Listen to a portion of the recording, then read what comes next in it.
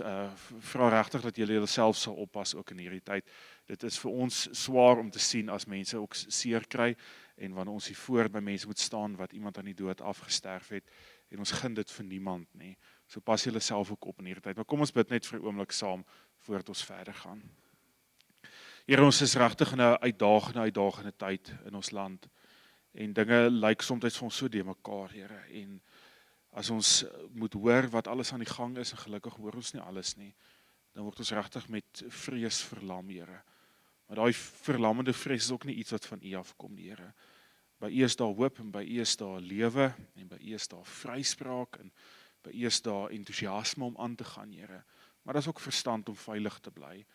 So help ons, Here, dat ons die vrees sal verruil net vir veilige geborgenheid en rus in U en rus in onsself ook, Here. Dat ons regtig onsself sal veilig hou ook in hierdie tyd.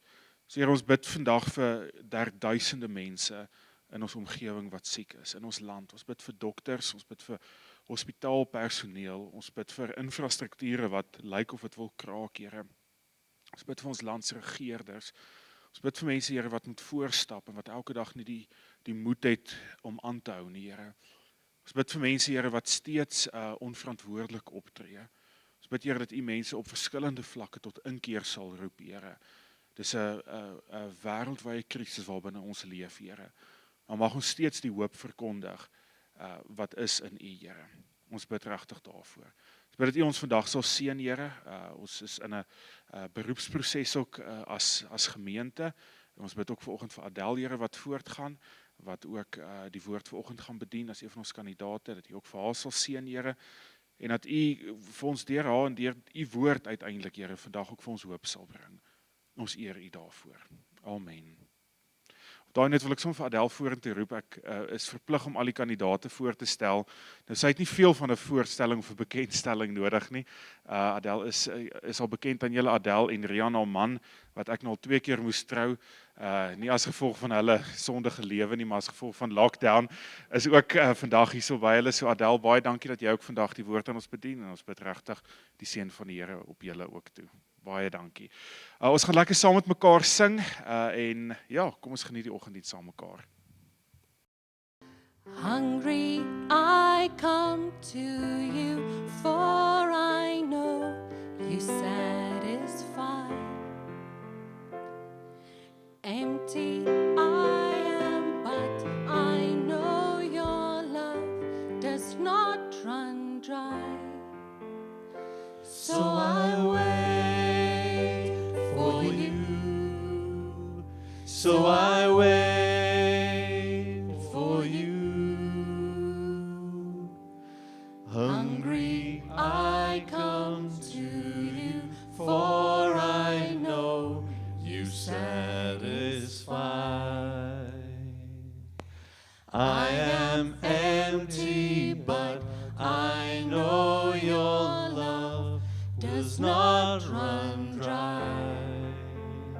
So I wait for you. So I wait for you. I'm falling on my knees, offering all of me.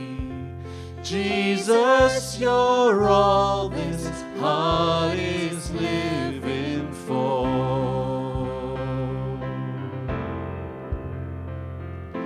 Broken, I run to you, for your arms are open wide. I am weary, but I know your touch restores my life. So I wait for you. So I wait for you. So I wait for you. So I wait for you. I'm falling on my knees, offering all of me. Jesus, you're all this heart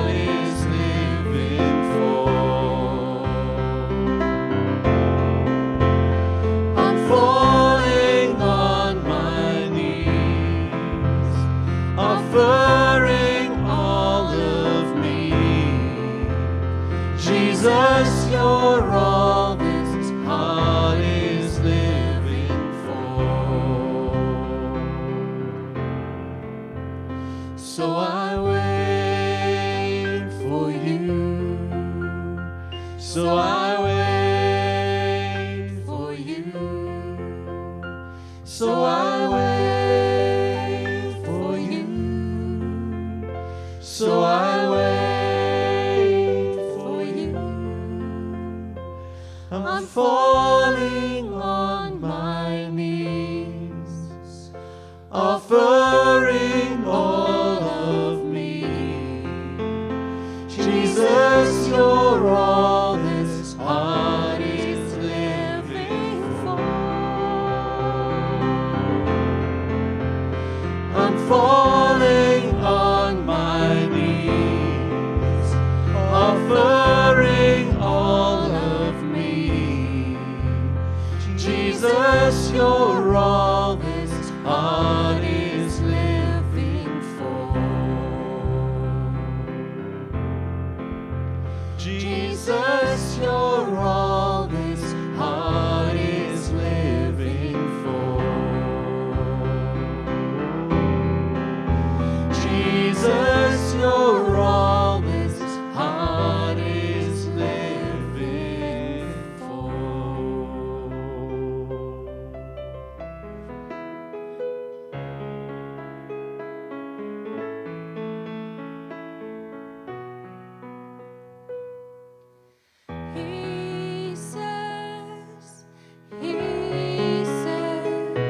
Die een na wie ek smag.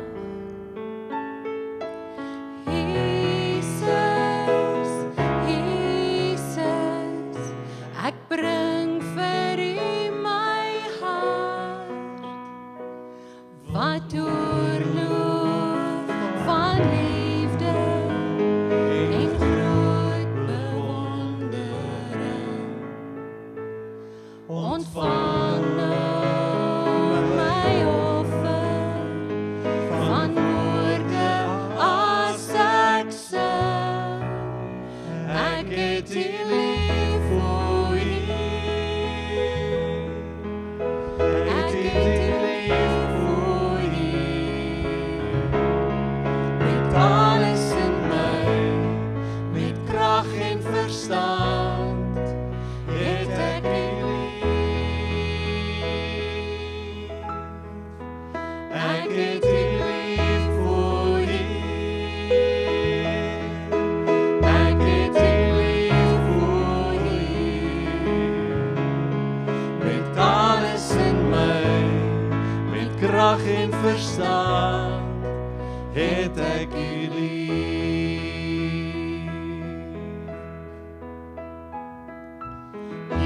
Jesus, Jesus, die een na wie ek smag. Jesus, Jesus, ek bring vir U my hart, wat oorloop van liefde en groot bewondering. Ontvang nou my offer van woorde as ek sing. Ek het U lief voor U. Ek het U lief voor U. Met alles in my, met krag en verstand, het ek U lief. Ek het U lief voor U.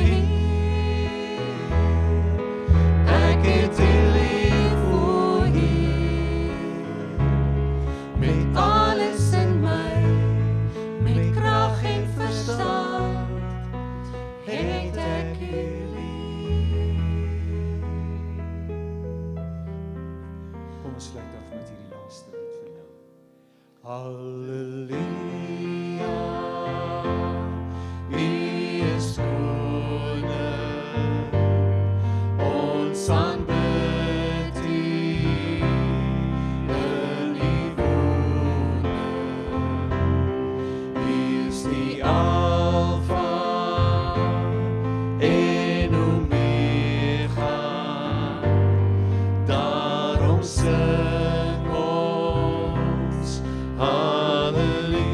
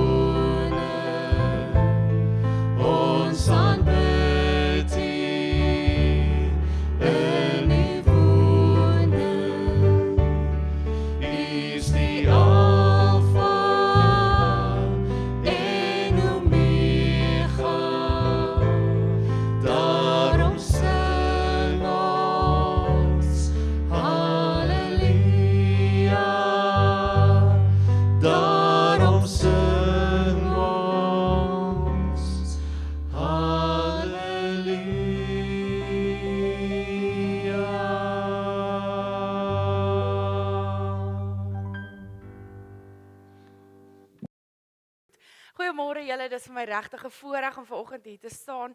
Maak nie saak hoeveel keer ek nou al hier gestaan het nie, dit bly elke keer 'n enorme voorreg. So ek is opgewonde om vanoggend saam met julle hier te wees en voordat ons begin wil ek graag ook net open met 'n gebed. Here, baie dankie dat ons vanoggend hier kan saam wees in die kerkgebou. Here, waar ons hier kon loof en aanbid en kon bely dat ons U liefhet. Here, dat ons na U kan smag en dat ons U kan vra met vrymoedigheid dat U by hierdie erediens sal wees. Maar Here, ons weet dat ons nie hoef te smeek of een of ander vreemde goeders te doen nie. Here, U is klaar hier. En U is nie net hier in die kerkgebou nie, U is ook daar waar ons elke dag beweeg. Here, ek bid vir al ons lidmate, die wat vanoggend dalk nie in die kerkgebou is nie, die wat in die kerkgebou is, Here, die wat wag op 'n positiewe uitslag, mense in hospitale, mense wat siek is, mense wat nie by hulle geliefdes kan wees nie. Here, net U verstaan en ken daai emosie en ek wil vir U vra om by hulle te wees op 'n besonderse manier.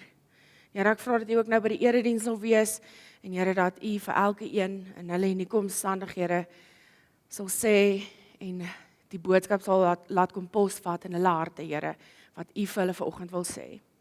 Here, dit gaan nie oor my nie en dit gaan nie oor die kerk nie, dit gaan oor 'n persoonlike verhouding met U. En Here, mag dit ook waar wees vir hierdie erediens. Amen. Ek wil vanoggend begin om vir julle 'n gedig voor te lees.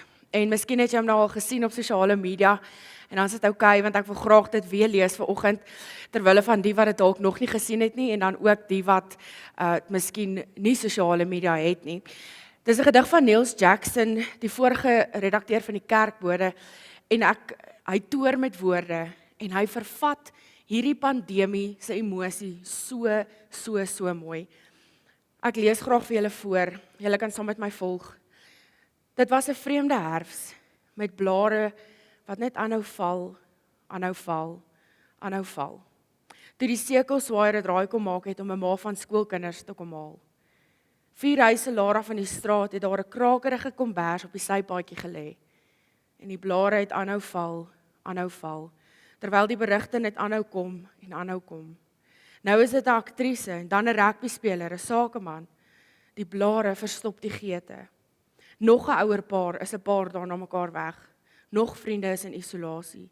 Nog kennisse het gaan lê. Die syfers klim, die blare val. En dis besig om 'n verskriklike winter te word. Toe ek hierdie woorde lees, toe slaan ek 'n hoendervleis en sommer in trane uit. Want ek dink dit verwoord iets van hierdie verskriklike tyd waarin ons onsself nou bevind. En ek wonder partykeer of ons besef hoe ernstig dit is.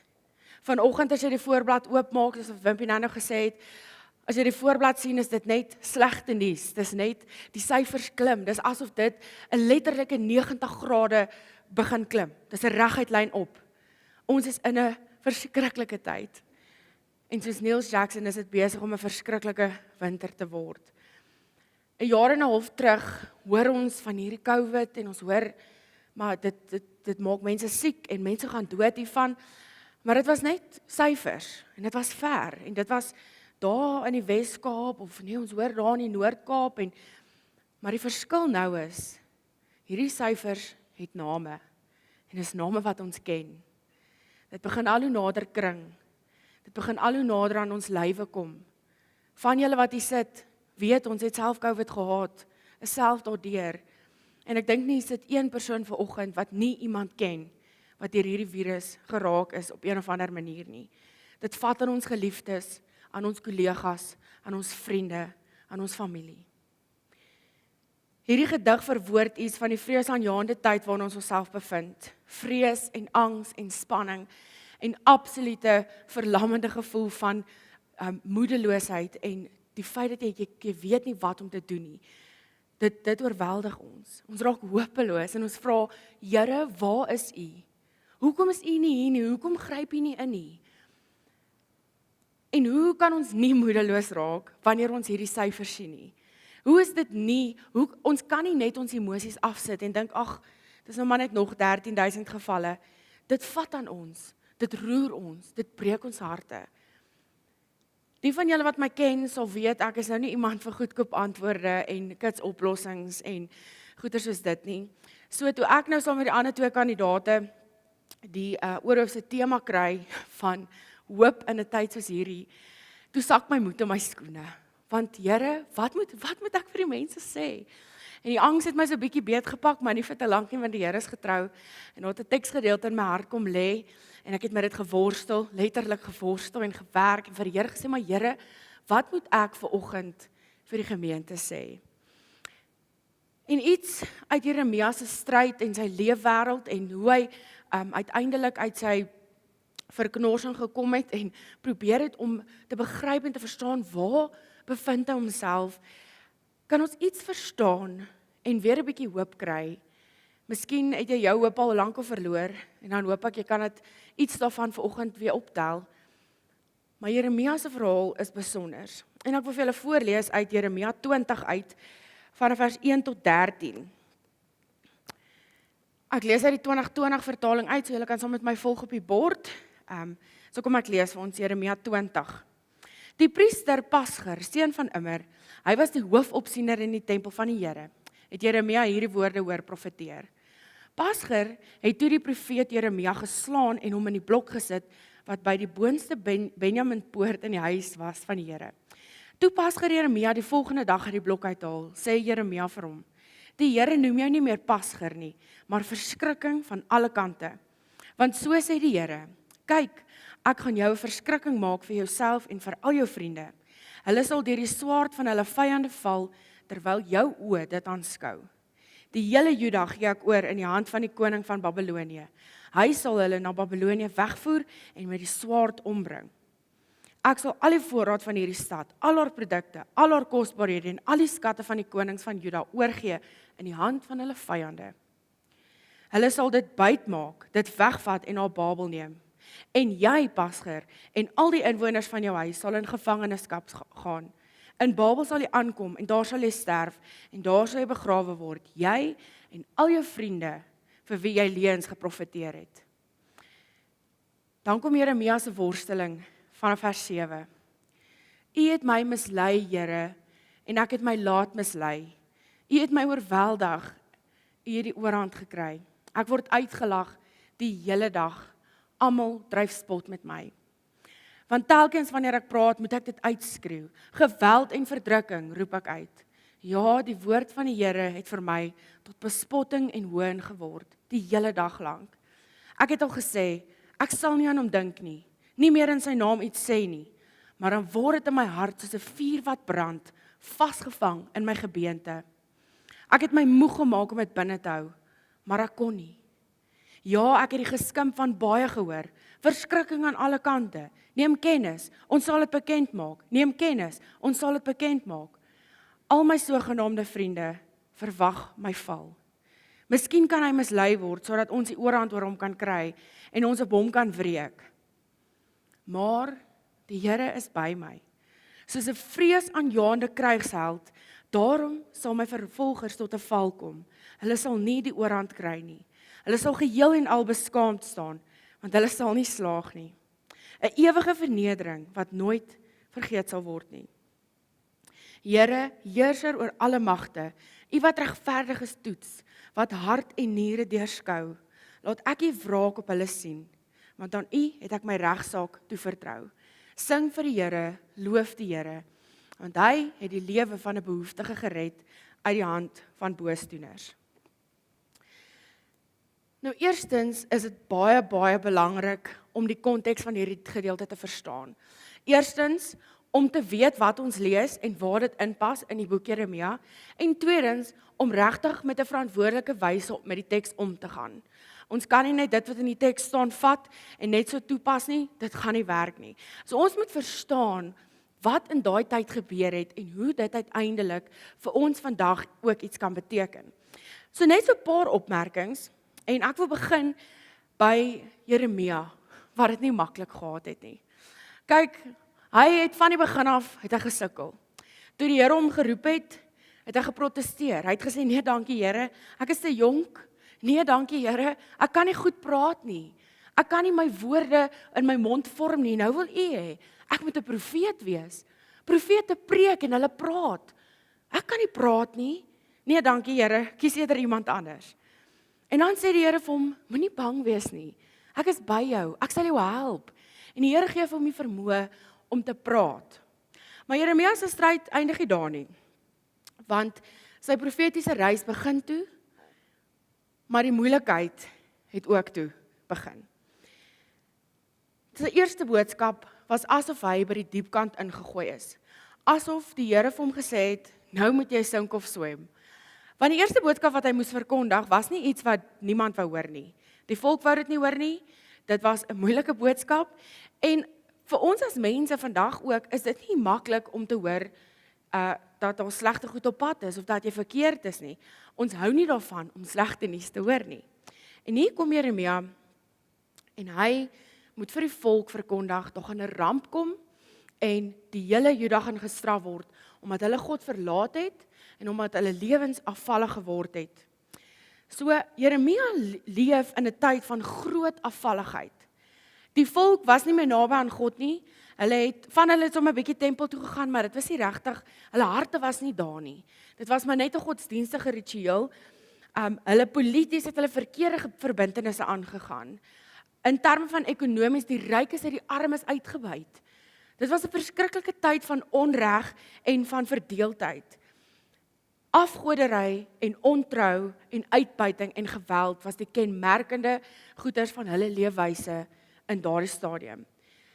Nou Jeremia kondig dan aan dat God nie afhanklik is van hierdie stad om sy grootheid te bewys of om sy werke in die wêreld te bewerkstellig nie. En dan sê Jeremia, die Babiloniërs gaan kom. Hulle gaan Jerusalem oorneem. Dis die boodskap wat ek vir julle het as 'n profeet. Skus, maar dit is nie goed nie. Dis nie lekker om dit te hoor nie, maar dis wat gaan gebeur. En as sien ons dwars deur die boek van Jeremia, dan sien ons Jeremia worstel. Hy's konstant in 'n worsteling, dan met die volk, dan met die Here, dan met homself, en dat sy lewe basies konstant in gevaar is, want hy word die hele tyd vervolg, en die mense wil nie hoor wat hy sê nie, en hy moet beklei, en hy moet die hele tyd sê, maar julle moet luister, en hy moet, die hele tyd is hy in hierdie worsteling. Maar nietemin was Jeremia dapper, en het hy aangehou daarmee, ten spyte van die vervolging, en ten spyte van mense wat hom lag en vir hom spot, en dink hy's dom, of dink hy praat nie die waarheid nie. Hy het aangehou, en in vandag se gedeelte het ons gelees dat hy gevange geneem word. Ironies genoeg in die tempel. Die tempel waar 'n profetiese woord juis aangehoor en met oop arms verwelkom moes word. Maar nee, nie vir Jeremia nie. Weereens het hy aan die kortste eind getrek, en Pasger wat die hoëpriester was, die hoofopsiener van daardie tyd, het net besluit, hy gaan hom aan die blok vasmaak, en hy gaan hom verneder. En dan sien ons, dat, as jy nou 'n bietjie teruggaan in Jeremia, dan sien jy Pasger was 'n baie populêre ou. Hoekom? Want hy het voorspoed gepreek. Hy het die hele tyd vir mense gesê, nee man, dit gaan lekker, ons is okay. As jy dit doen, dan sal die Here dit vir jou doen. As jy dit doen, jy moet net jou geldjies reg hê, dan sal die Here vir jou opkom. So hy was 'n baie populêre ou. Mense het gehou van dit wat hy gesê het, en hy het uiteindelik Jeremia het 'n baie moeilike werk gehad om dit wat hy verkondig onwaar te laat verklaar. En nie omdat Jeremia aspres was nie, maar omdat dit nie die waarheid was nie. Want hierdie ou het soms blaatante leuns gepreek. Kitsoplossings en voorspoed. Dis wat hy gepreek het. En nie voorspoed dat dit met julle sal goed gaan nie, maar voorspoed in die sin van daar's voorwaardes vir die Here se liefde en die Here se genade. Nou sien ons hierdie Pasger het geen genade nie. Hy vat vir Jeremia onmiddellik en hy hang hom op. Hy word geslaan en hy word verneder. So Jeremia het dit regtig nie maklik nie. Maar dan sien ons wat se Jeremia was nie skaam nie en hy was nie bang nie. Want die dag toe Pasger hom daar afhaal, toe bly hy nie stil nie. Toe kom hy weer terug en hy sê weer, jy gaan gestraf word. Die Here is op pad. So dis amper half asof hy stil was vir 'n rukkie wat hy daar gehang het en dan ewe skielik toe hy afkom toe sê hy nou gaan ek jou vertel. En hy vertel vir Pasger dat Hy en sy huisgesin, hulle gaan gestraf word want hulle doen nie wat die Here van hulle vra nie. Nou dis ook belangrik om raak te sien dat Jeremia nie net 'n profeet is wat moet preek nie, maar hy is ongelooflik gebroken en afhanklik van God.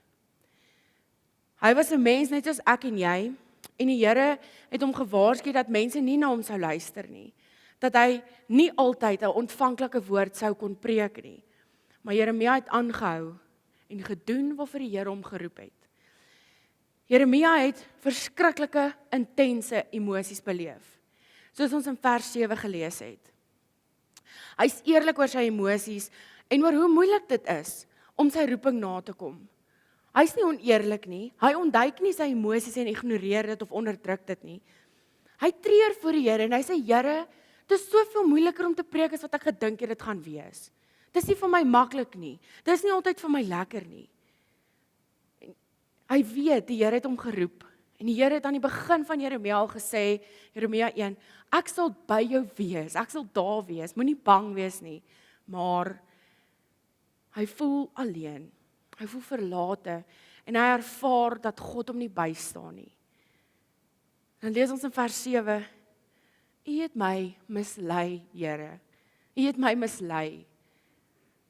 Wat 'n eerlike stelling, 'n eerlike emosie wat Jeremia op die tafel kom sit, en sê, Here, ek voel U is nie daar nie. En wie van ons kan eerlik sê dat ons nog nooit gevoel het, Here, maar waar is U? Waar is U? Here, U het my mislei, ek sien U nie raak nie, waar is U? En dan sê Jeremia dat hy homself ook laat mislei het, want hy wil die Here se woord verkondig. Maar hy moet die hele tyd beklei en die mense aanspreek en die onreg uitwys. En as hy die waarheid praat, dan lag mense vir hom. En hy word verneder, hulle maak 'n regte bespotting van hom. Maar hy is eerlik met die Here. En hy bely deurlopend teenoor die Here dat hy moeg is. En dat sy geloof en sy getuienis hom moedeloos maak. Vir Jeremia is die ergste dat hy nie anders kan nie. Hy kan nie anders as om hierdie woord te verkondig nie, want dit brand binne hom soos 'n vuur. Hy moet dit uitkry. Dood eenvoudig hy moet net praat, hy kan nie stil bly nie. Dan sien ons die Here se woorde wat in hom brand soos 'n vuur. Hy moet daaroor praat. Hy moet dood eenvoudig sy roeping nakom. Hy kan nie net terugstaan en sê, wel Here, hier is te moeilik, ek kan dit nie meer doen nie. Nee, Jeremia is dapper en hy hou aan. Maar sy omstandighede is donker, baie donker, en hy begin om perspektief te verloor, wat ek en jy kan verstaan, want dit was nie 'n maklike tyd, of 'n maklike roeping wat hy gehad het nie. En hier kan ek en jy ook vandag 'n bietjie met Jeremia resoneer, in die sin van, die meeste van ons is bang om eerlik te wees oor ons emosies. Kyk 'n bietjie as jy vir iemand vra, hoe gaan dit? Goed, dankie, en jy? Intussen gaan dit glad nie goed met my nie. Ons is te bang om te erken dat ons nie okay is nie. Ons is nie eerlik oor ons emosies nie. Ons omstandighede maak ons moedeloos en moeg. Maar ons durf dit nie vir iemand sê nie. Ons durf nie laat blyk dat ons emosioneel nie okay is nie. Want dis nie wat die samelewing van ons verwag nie. Ons moet die hele tyd okay wees. En hier kan ons iets leer by Jeremia van 'n eerlikheid en 'n gebrokenheid en 'n absolute afhanklikheid voor God. Here, ek is nie okay nie. Vir party van ons is daar tye in ons lewens waar dit regtig nie goed gaan nie. Waar jy dood eenvoudig nie die lig aan die einde van daai tonnel kan sien nie. Jy kan nie, maak nie saak wat jy doen nie, maak nie saak wat die dominee preek nie, maak nie saak of jy die Bybel lees nie, jy kry nie die lig aan die einde van die tonnel nie. Jy sien dit nie. Maar hoe verwerk en hanteer ons emosies wanneer ons so op 'n punt van absolute moedeloosheid en hooploosheid kom? Ek dink die eerste ding wat ons by Jeremia kan leer is om te erken dat ons sukkel. Dat ons dit nie alleen kan regkry nie. En om vir die Here te kan sê, Here, hier is nie waarvoor ek eintlik opgesaai het nie. Hier is nie, ek dink nie ek is in staat om hierdie te kan hanteer nie. Eerstens, eerlik, 100% eerlik voor die Here te wees. Want God verstaan die intense emosies wat ek en jy as mense beleef. Jy kan ten hemele skree wanneer jy kwaad is. En jy kan saggies huil wanneer jy bid. Die Here verstaan waartoe jy gaan. En die tweede ding wat ons by Jeremia kan leer is die wete dat die Here steeds by ons is. Ons is nie besig om die lewe se moeilikhede en sy uitdagings en sy seer en gebrokenheid alleen te hanteer nie. Nooit nie. Nie vir 1 sekonde nie. En dan kom die belangrike maar in vers 11. In die vorige verse konsentreer Jeremia op sy omstandighede en hoe sleg dit is en die vervolging en die verwerping en die mense wat hom spot en hoe alles net te veel word. Maar as jy gaan kyk in die Hebreëse teks, en ek gaan dit nie vir julle aanhaal nie, want die punt is net, daar kom 'n wending, in Afrikaans ook, 'n maar, is 'n wending. 'n Wending wat beteken hierse om 'n swaai, 'n ommekeer. Dan sê Jeremia, maar, en dan begin sy fokus verskuif na God toe. Nie meer sy omstandighede wat so sleg is, en wat so, waar hy te neergedruk voel, en nie weet waar hy sy volgende skepie moed en hoop vandaan gaan kry nie. Hy fokus onmiddellik op die Here.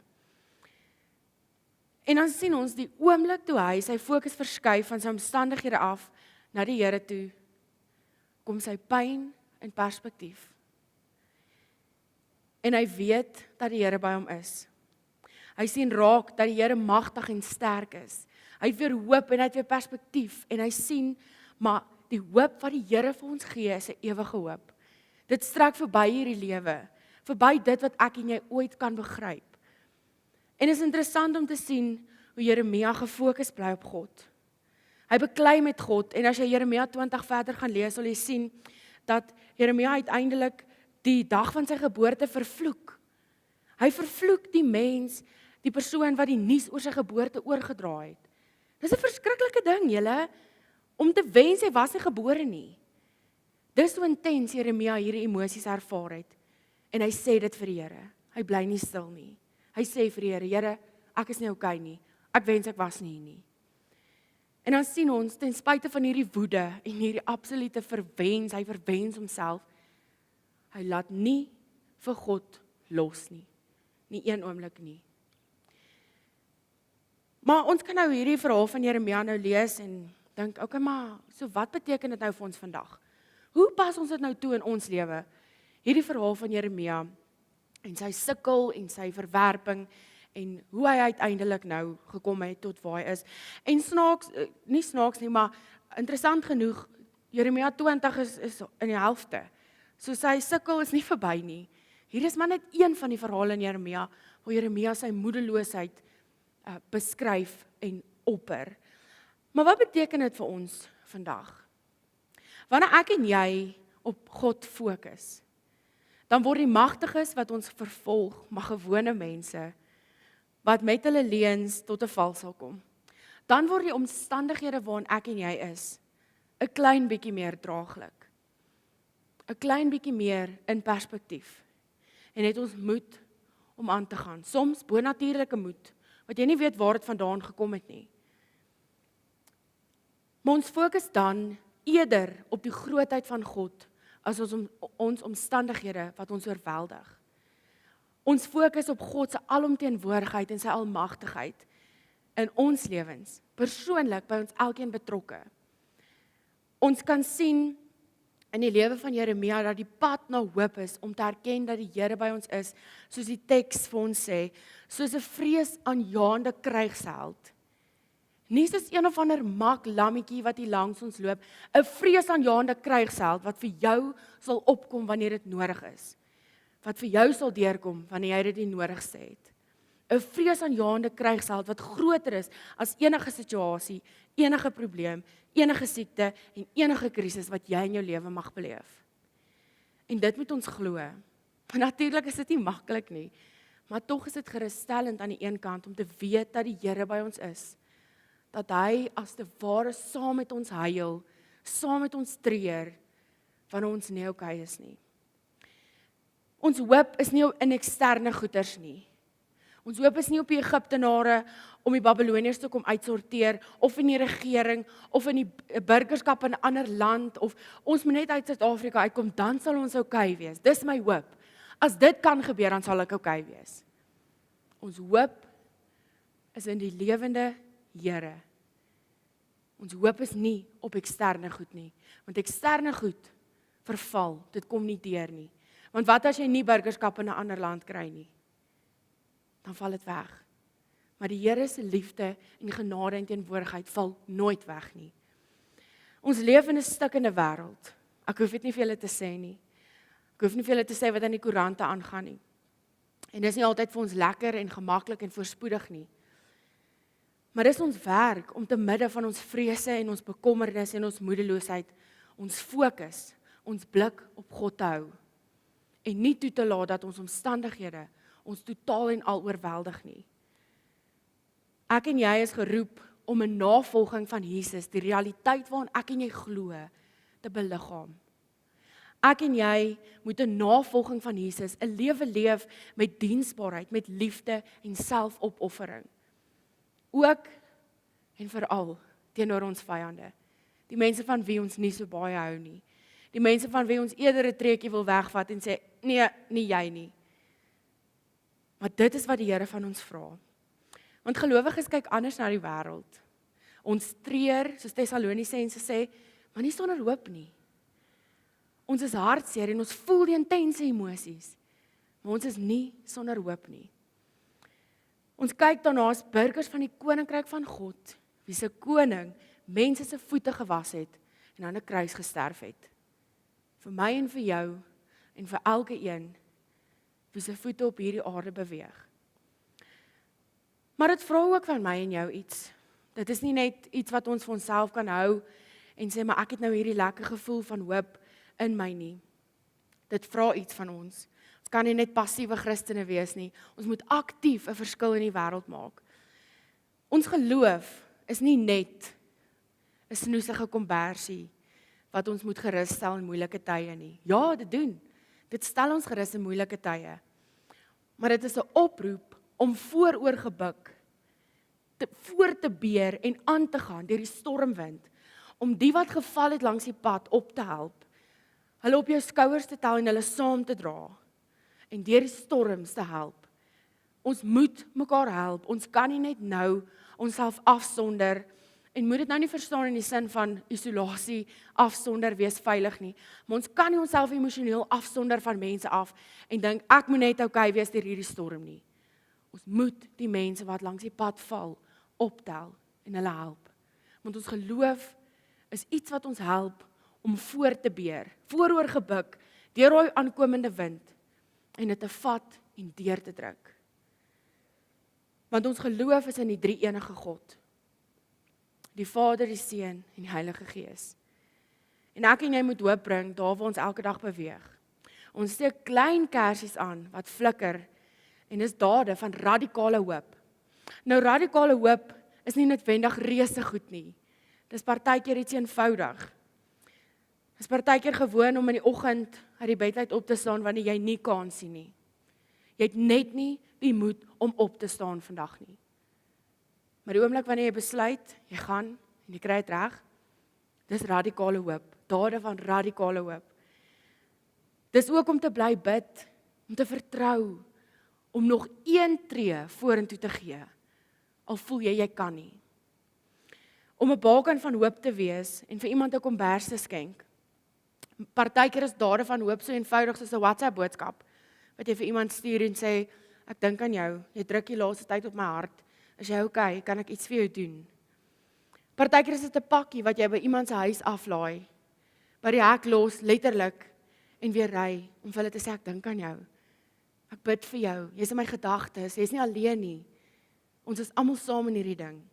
Partykeer is dit 'n paar ekstra inkopies wat jy in jou mandjie gooi, en by iemand se voordeur gaan los, wat jy weet dit nodig het, maar wat nie die vrymoedigheid dalk het, om te sê, ek sukkel nie. Radikale dade van hoop is soms net om te luister, en om werklik deernis te hê met 'n persoon. En soms is radikale dade van hoop, 2 oë, wat bo 'n masker glimlag, en vir jou iets sê van, jy's nie alleen in hierdie ding nie. Ons gaan dit maak, ons gaan nie deurkom. Want julle sien, hoop is baie meer en veel groter en dieper as net positiewe gedagtes. Dis nie iets wat jy jouself kan indink en dink, okay, wel, ek is nou positief nie. Hoop gaan oor waar ons fokus is. En dat ons kan herken in moeilike tye dat ons nie okay is nie. Dit gaan daaroor dat ons vorentoe sal beer wanneer dinge moeilik raak. Hoop is nie goedkoop nie. Dis nie sommer net 'n klomp oulike aanhalingkies wat ons nou ewe skielik gaan hoop gee nie. Dis 'n diep gevestigde ding wat die Here vir ons gee. En my gebed vir jou is dat jy jou fokus sal hou op die lewende Here. Nie op eksterne goed nie, nie op omstandighede wat vir jou moeilik is en wat vir jou onoorkombaar lyk nie. Maar dat jy sal onthou dat selfs in jou uiterste nood is God steeds daar. Selfs in jou diepste eensaamheid is jy nie alleen nie. En dis die soort hoop wat weet dat jou lewe, soos Jeremia se, opgeneem is in God se groter verhaal. Jou pyn, jou verlies en jou prysgawe is in God se hande. Nie noodwendig omdat hy dit bewerk het nie, maar omdat hy dit in sy hande hou en daarmee werk, met jou besig is elke dag, sodat jy eendag 'n getuie kan wees en kan sê, die dag toe ek net 1 ry voetspore gevoel het en ek teruggekyk het, was daar eintlik 2 en die Here het my gedra. My gebed is dat jy regtig sal hoop ervaar te midde van moeilike tye en dat jy regtig sal sê wanneer jy nie okay is nie. Want dit is uiteindelik hoekom jy 'n gemeenskap van gelowiges is. Hoekom ons 'n gemeente is, hoekom ons mekaar wil vashou en omarm. So wees die liggaam van Christus, wees die hande en voete van die Here en gaan maak 'n verskil daar waar jy elke dag beweeg. En dan is my gebed ook dat jy die stukkies hoop wat ander mense vir jou sal gee, ook sal ontvang en dat dit jou lewe ook sal verryk. Kom ons bid saam. Here, U weet, dit is nie vir ons maklik om altyd moed te hou en aan te hou en deur te druk nie. Maar Here, ons weet dat wanneer ons op U fokus, dinge in perspektief kom. Here, mag ons nie oorweldig word deur ons omstandighede en dit wat ons elke dag moet sien en moet deurmaak en moet hanteer nie. Maar Here, mag ons fokus op U wees. Mag ons oë gerig bly op die lewende Here, die een wat vir ons aan die kruis gesterf het, opgestaan het en wat elke dag by ons is. Here, mag ons nooit perspektief verloor en fokus verloor dat U ons God is nie. Here, dat U ons in die hande hou en dat U ons veilig hou en dat U ons net met die genade en die liefde U ontferm ons met die genade en die liefde. Here, mag ons dit nie vergeet nie en mag ons dit altyd onthou. Here, ons bid vir mense wat hierdie week dalk deur moeilike tye gaan, Here, wat regtig 'n spanningsvolle situasie beleef waar hulle dalk wag nog vir hulle COVID-uitslae, die wat in hospitale is. Here, mag ons besef dat U ook daar is. Wees by ons hierdie week, Here, maak ons dankbaar vir dit wat ons het, vir elke asemteug, vir elke familie, vriend, kollega, wie ook al, wat net by ons inloer en vir ons vra, as jy okay. Here, mag ons eerlik wees oor ons emosies en mag ons soos Jeremia regtig op U bly fokus. Amen. Jesus, U is my môrester. Herder en redder, my vestingster. U het die naam bo alle name.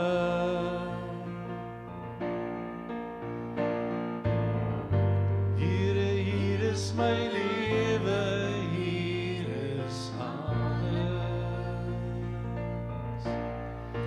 Met my hart en met my siel en met my woorde kom ek kniel. Halleluja, sal my lewe sing. En laat my wil en laat my vlees en my gedagtes heilig wees. Halleluja.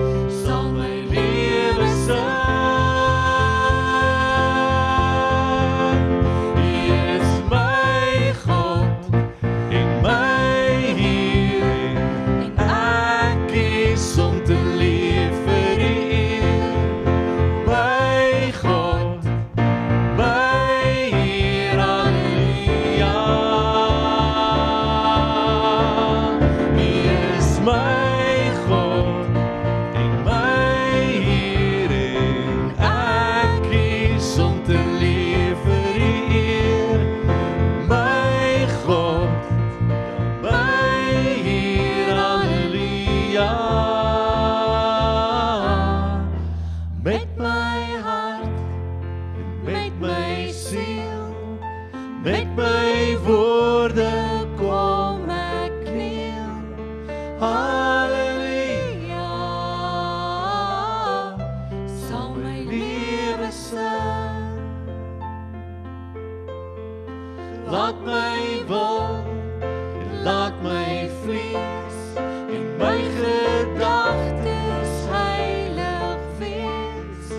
Halleluja, sal my lewe sing. Sal my lewe sing. Ja, sal my lewe sing.